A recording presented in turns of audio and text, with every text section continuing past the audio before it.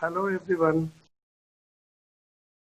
Today we are going to discuss about carbohydrates. So these carbohydrates we are going to discuss about I have divided into two different parts, part A and part B. So today we will discuss about part A, that is one of the major biomolecules that can be present in the cells. So today we are discussing one of the very important biomolecule, that is carbohydrates. Right? You can see the importance of carbohydrates everywhere. Most of our foods, what we consume in India, especially, will be rich with the carbohydrates. So South Indians are very interested to take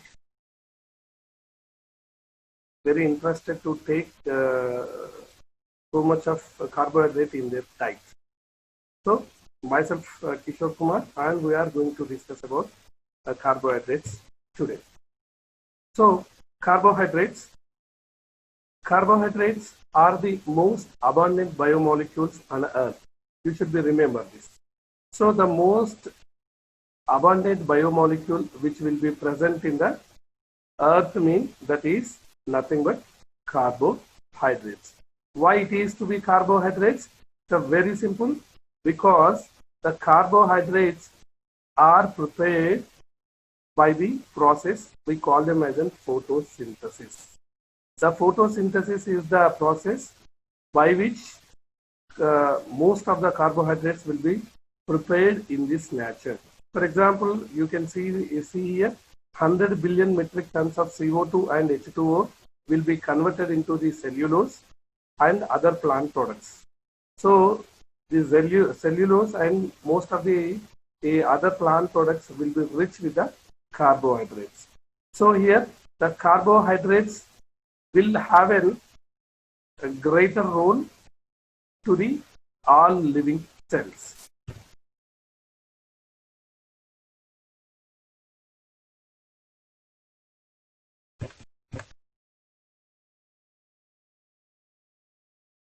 So if you see the definition of carbohydrate, so which is very important to be defined, what are the organic molecules, we call them as in carbohydrates, right? So here the definition is as like this. Carbohydrates may be defined as polyhydroxyaldehydes or ketones or compounds which produce them on hydrolysis. So if you clearly read this definition, we should understand about two functional groups that is present in the carbohydrates. So here two functional group present in the carbohydrate. But suppose first functional group will be aldehyde and second functional group will be ketones, right? So you should remember that all carbohydrates should have the two functional groups. Either it can be an aldehydes or it can be on ketones. So aldehydes and ketones, these are the two functional groups that should be present on carbohydrates. So you should remember the definition. Carbohydrates may be defined as polyhydroxyaldehydes, ketones, or compounds which produce them on hydrolysis. This is what the definition goes. Then if you see this, so anyway the carbohydrates having the aldehydes and ketones. So what are the other things which should be present, or other elements which should be present on the carbohydrate? So here there are three elements which are very important to make up to form the carbohydrate. First one is carbon, second one is hydrogen, third one is oxygen. So you take any carbohydrate compound, that carbohydrate compound should have the carbon, hydrogen and oxygen. That is in a ratio of 1:2:1. So these 1:2:1, which is directly tells about, if you take the carbon should be in 1 ratio, hydrogen should be in 2 ratios, and oxygen should be in 1 ratio. So generally we call them as a general formula. The general formula we can given like this. We can give that CN H2N and ON. So this is what the general formula we will give it for the writing of carbohydrates. But suppose if you want to take the glucose, glucose will have the 6 carbons. So 6 carbon glucose, the formula will be like this. Carbons are 6 mean C6, hydrogen mean 2 into 6, 12. Then oxygen mean 1 ratio 36. So the formula of glucose is to be C6H12O6. This is what we will draw for the general formula, or we also call them as an empirical formula. So if you measure the carbohydrates in our body, which will be less than 1% of the body weight. So this is a very important phenomenon because it has to be storing and it will be reutilizing. Storing and reutilizing. So there is not much enough storage of these carbohydrates that can be present, right? And we also call them as in saccharides. So this is an important one. So why we call them as in saccharides? Carbohydrates, we also call them as a saccharides. Saccharides, the name in a Greek, we call them as a saccharon. Saccharon is the name in a Greek which means sugar. So all carbohydrates, we call them as in saccharides because they are sweet to the tongue, right? Whenever you take, for suppose if you take glucose, then definitely that will give the sweetness to the tongue. So these are the fundamental things which we should read.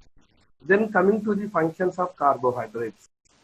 So anyway, the previous class we discussed about the 4 different kinds of the biomolecules and their primary functions. So here these functions which are which are exclusive to the carbohydrates, right? So here I have list out the major functions. So first function is to be energy. So definitely this is the energy, source of energy to the cell. But suppose if you take 1 gram of glucose will give you 4 calories of energy. So this much of energy which is having inside, whenever it is going to be on carbohydrate metabolism, which can release the energy in a form of ATP that can be utilized by the cell to perform various activities. That is the first point. And second one, these carbohydrates will also act as in precursors. So what do you mean by precursors? Precursors mean they can be helpful to the formation of other biomolecules or to the formation of other organic molecules. Here example I have given fats and amino acids. Then what are the fats and what are amino acids? Then where is the role of this carbohydrate? We will discuss at appropriate points, right? When you take the third point is cellular functions. So cellular functions mean, example, cell growth, addition and fertilization.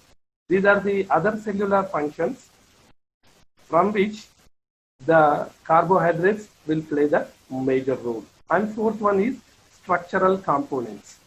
So structural components mean if you take the cellulose will be a fiber that can be present in plants, and exoskeleton that can be present in insects and other cell wall of the microorganisms. So like this, different parts, these carbohydrates will work as a structural components. And the final one is definitely it can act as a storage form of energy. The storage form of energy we call them as a glycogen. Glycogen, especially this should be present in animals and humans. So we call them as an animal starch. So glycogen is the only product from which the carbohydrate is to be stored. So why it is to be important? To meet an energy demand for the body. So whenever you are taking more amount of carbohydrate, that can be stored in a glycogen, and this glycogen is to be important for the whenever the body required, or whenever our body demands the energy, then that can be taken from the glycogen. That can be taken, right. So far we have discussed about the definition and its a general character, and next functions we discussed, very important functions, and now we are moving on to the classification. So why this classification is important? There is a one primary condition that the classification which is useful to be categorize the things for the better understanding, right? So here the classification, if you take the carbohydrates will have these following classifications. So here you see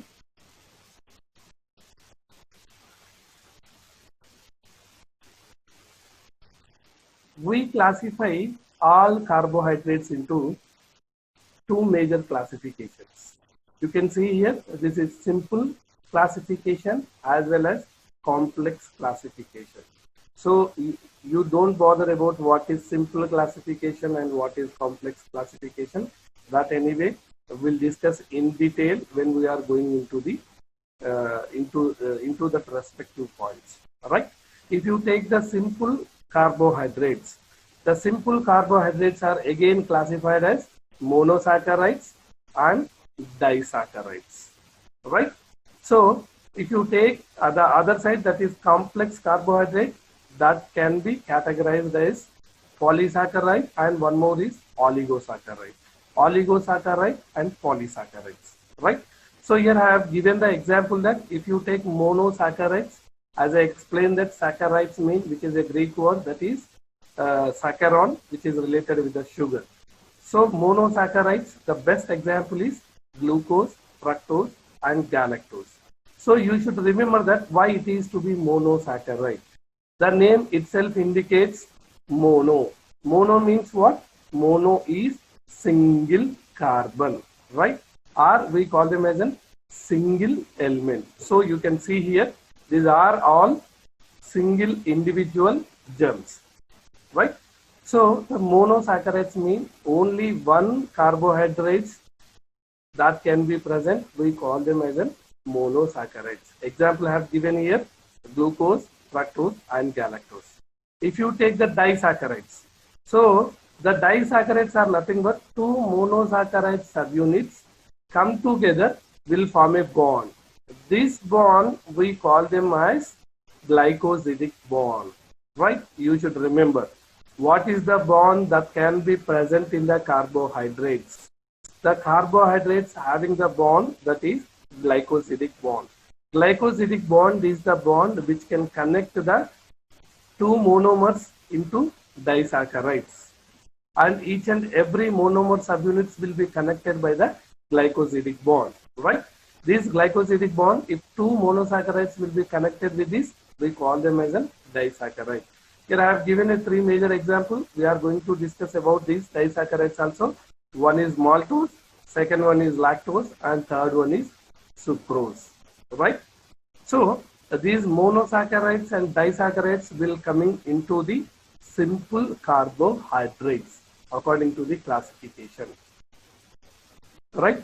If you go for the complex side of the classification, here we will give the one classification, that is polysaccharides. So what do you mean by polysaccharide? You just observe in the diagram. Polysaccharides mean more than 10 monosaccharides will be connected to form the polysaccharides, right? It's a very simple definition. Mono means only single carbohydrate. Di means two carbohydrates connected with the glycosidic bond. Poly means more than 10, or in other nature more than 50 monosaccharides will be connected with the glycosidic bond and will be forming the polysaccharides. So your example I have given is starch, fiber and glycogen. So these starch, fiber and glycogen, these are also very important and we will discuss at the point of polysaccharide. And one thing you should also remember that polysaccharides, depending on composition of monosaccharides, it will be again classified into two different types. We call them as an homopolysaccharide and heteropolysaccharide. What do you mean by homopolysaccharide and heteropolysaccharide? We'll discuss it later. You just remember that homo means all monopolysaccharides should be same, right? Example here I have given is glycogen. So heteropolysaccharide means there the mono carbohydrates are not same. That will be on different. Coming to the monosaccharides, right? Now we are going to discuss only the monosaccharide. So the monosaccharide, we'll discuss it in a very clear manner, and tomorrow we'll discuss about disaccharides, right? So monosaccharides. Monosaccharides are the simple group of carbohydrates and are often referred to as simple sugars, right? So these are called them as the simple sugars because most of the monosaccharides will have the sweet to the tongue, right? Then second one, they can't be further hydrolyzed. This is very important, right? So they can't be further hydrolyzed, meaning so there is no bond that can be existing in monosaccharide, that is glycosidic bond, right? Then if you want to classify the monosaccharide, the classification of monosaccharide will be basing on two factors, right? First one, which is depending on carbon, number of carbons, and second thing, which is depending on functional group, right? So all monosaccharides will be classified under two different categories. First one, depending on the number of carbons. Second point is, second classification is that is depending on the functional groups, right? So for suppose, as we define the definition, so it is having aldoses, aldehyde group and ketone group. So you just see here the aldose group are nothing but when the functional group in monosaccharide is aldehyde, we call them as an aldoses. This is very important. What do you mean by aldoses? Aldoses are nothing but where the functional group will be aldehyde. You can see here the functional group which we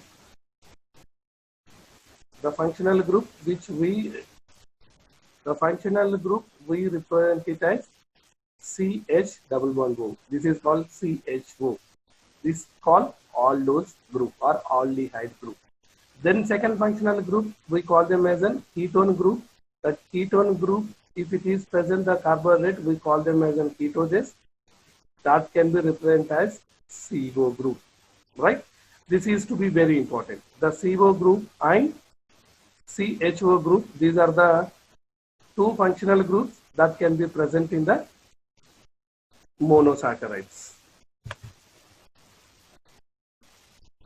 So as I explained, the classification will be goes like this. So you can see here from the left side, these can be basing on number of carbons. For suppose this is goes like this: triose, tetrose, pentose, and hexose. Triose means 3 carbon group, tetrose means 4 carbon group, pentose means 5, and hexose means 6. Right? If you see the same carbon group, if the functional group is aldehyde, we call them as glyceraldehyde if it is to be 3 carbon group, and if it is to be ketone as a functional group, we call them as a dihydroxyacetone, DHA, right? Then second one, if it is 4 carbon group, functional group will be aldose, we call them as an erythrose, triose are the example, ketose group is erythrulose. If it is to be 5, example I have given here, xylose, ribose, and arabinose. If aldose is the functional group and ketose functional group is ribulose. So hexose means 6 carbons. If it is to be on aldose, example glucose, galactose, and mannose. Ketoses, which is example is fructose. You should remember from this table is glucose is always a aldose, or we call them as an hexose, right? Fructose, we call them as a ketose. So here the fructose will have the ketone group as functional group. Glucose will have the aldehyde group as a functional group. So one more important phenomena we should understand about the monosaccharide, that is called structural aspects.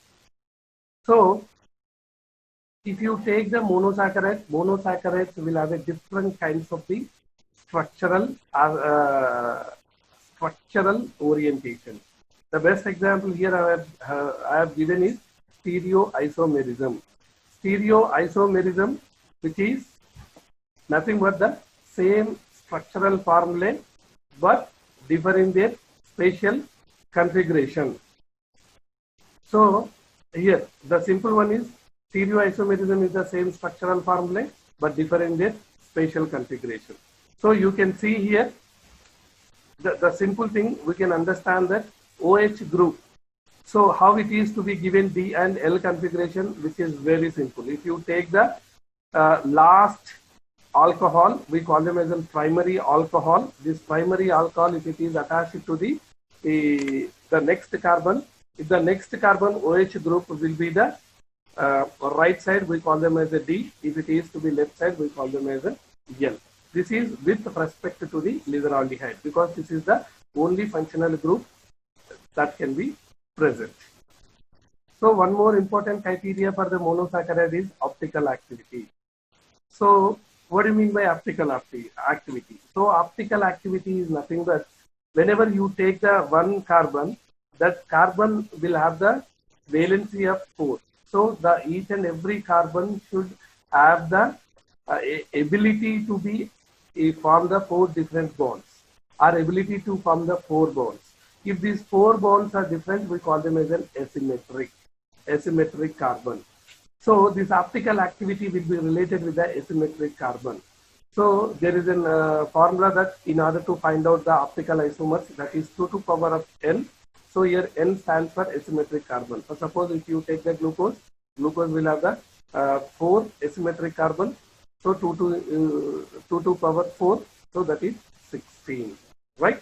So there is one more thing, the optical activity which we will given as dextro-rotatory, which is plus, we will donate, or levo-rotatory, we will donate to the left. How it is to be determined, whether it is to be dextro-rotatory or levo-rotatory, which is simple. You just see the diagram here.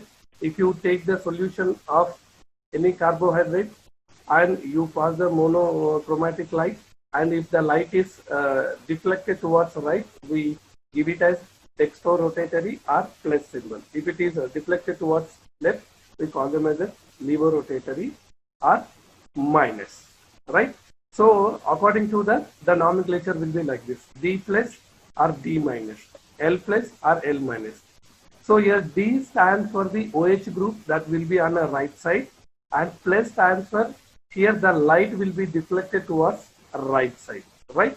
But suppose if you take D minus, here the OH group will be present at the right side and the light will be deflected towards the left side. So this is which indicates, that is optical activity. And one more important phenomena which is related with the monosaccharides are called apimers. So what do you mean by apimers? Apimers mean, which is very simple. So but suppose if you take here the diagram, here I have given the glucose. At the center molecule is glucose.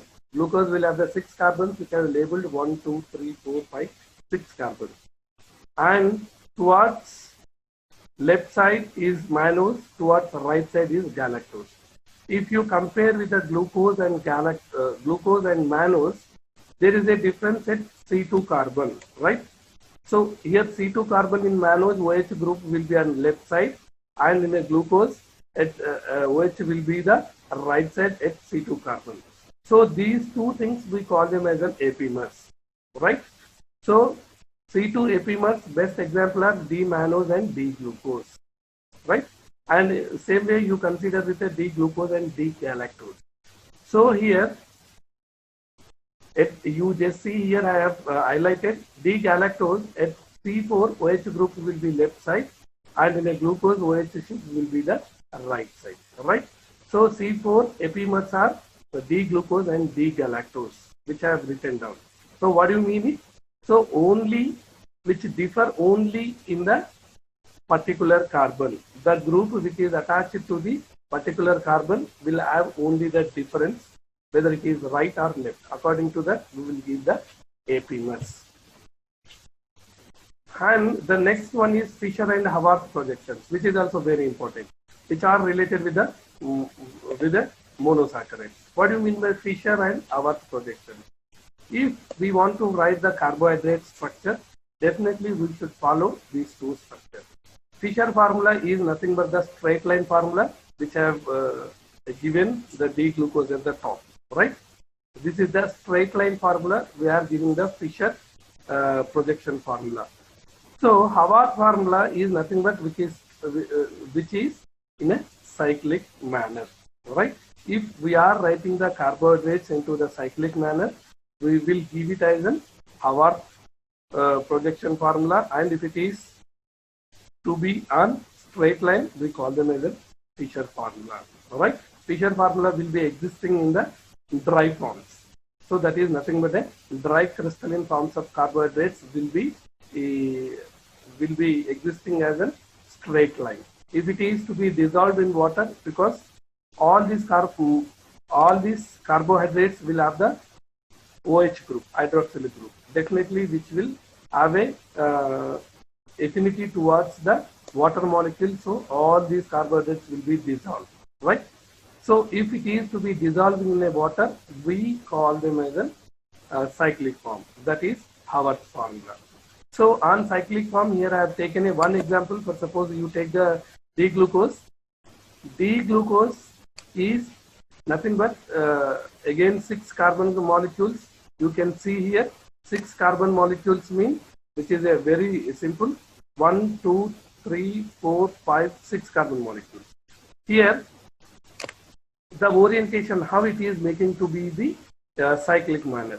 So you just remember that the OH group of C1 will be having a bond formation, will have the bond formation towards the 5th carbon OH group, right? If it is to be on glucose, that is to be, if it is to be an aldehyde group. So that you can see here the OH group of the 5th carbon and OH group of the 1st carbon will be exchanged with the electrons and will form the bond, right? So this will making into be the cyclization of this straight Fischer formula, right? So this can be either OH will be the down or OH will be the up. So if it is to be OH hydroxyl group will be the down, we call them as an alpha group. So if it is OH group will be the top, we call them as a beta glucose. Why it is to be D? Because D glucose, which is very simple. Here at the 5th carbon, OH group will be on the right side, right? So you should remember that most of the carbohydrates that are existing in the nature is to be on D carbohydrates. But even L carbohydrates are also be existed, but that is not in humans and animals. That can be present in a microorganisms, right?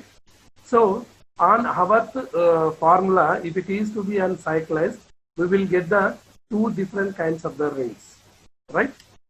For suppose in case, in this particular case, you just remember that this is to be related with the 6-membered ring. We call them as an pyranose, right? Glucose will have the 6-membered ring. 6-membered ring means you just count it here 1, 2, 3, 4, 5 and 6. 6-membered ring we call them as an pyranose. And there is also possible for the 5-membered ring, that we call them as an furanose. Where it is possible. The possible is here instead of the aldehyde functional group, if you take the ketone functional group. Best example is fructose, right? Best example is fructose. If you take the fructose where C2 will be having bond with the C5, right? C2 will make the bond with the C5, then where only 5-membered ring is possible. That we call them as a furanose, right? 6-membered ring is pyranose, and 5-membered ring is furanose, right? These are the few important properties of the monosaccharide. And finally, you just remember that today we are discussing only the monosaccharide, and the next class we are going to discuss about the disaccharides and one of the important tests which we will done for the identification of the monosaccharide. So here it's time to take the take-home points. First one is, these are all having a 2 functional groups, carbohydrates having 2 functional groups. One is aldehydes or ketones, but both these functional groups will not to be existing in the same carbohydrate. That is first point.